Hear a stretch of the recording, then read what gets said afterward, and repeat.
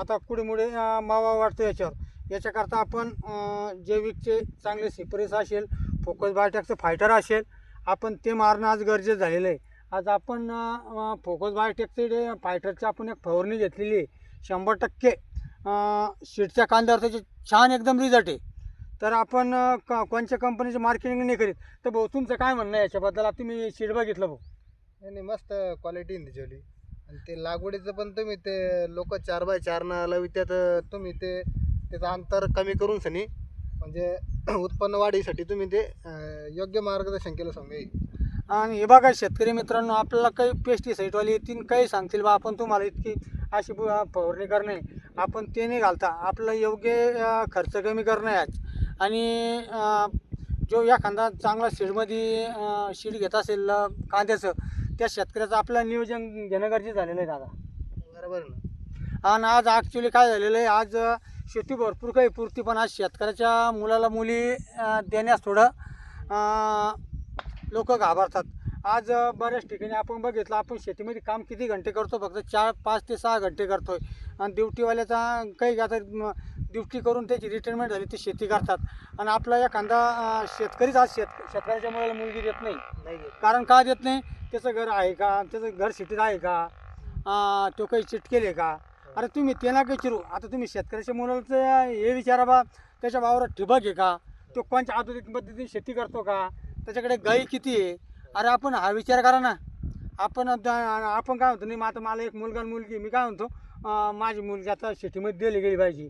आणि मग माझा मुलगा बी शेतीमध्येच आहे ना, मग माझ्या मुलाला बी शेतकऱ्याने मुलगी द्यायला पाहिजे ना. आपलं ह्या भावना तयार करणं आहे खास. आणि आता मी बरंच बघितलं, तुम्ही सिटीतला विचार केला तर आज पेमेंट झालं तर 20-22 हजार रुपये पेमेंट आहे. कसं बी आता शेतकऱ्याचा मुलगा आता याच्यात गेला तर 20-22 हजार 25 हजार पेमेंट देतं. 12 तास घसडून घेतात. ॲक्च्युली आपण 8 ते 9 6 ते 7 तास आपण शेतीमध्ये काम करतो आहे. आणि शेतकऱ्याची अशी गोष्ट आहे, जो तुमच्या मुलीला एवढं शेतकऱ्याचा मुलगा जीव लावू शकतो, तेवढा नोकरी वर्गणी लावू शकत. ते घरात बसू शकतात फक्त. आणि 20 ते 25 हजारात ते ज्यापर्यंत त्यांना मुलं बाळ होत नाही त्यापर्यंत ते सिटीमध्ये राहू शकतात. पण नंतर मुलाचे डोनेशन असतील, काही शाळा वगैरे असतील, त्यावेळेस त्याला ते कोणत्याही गोष्टी पगारातून पुरत नाही.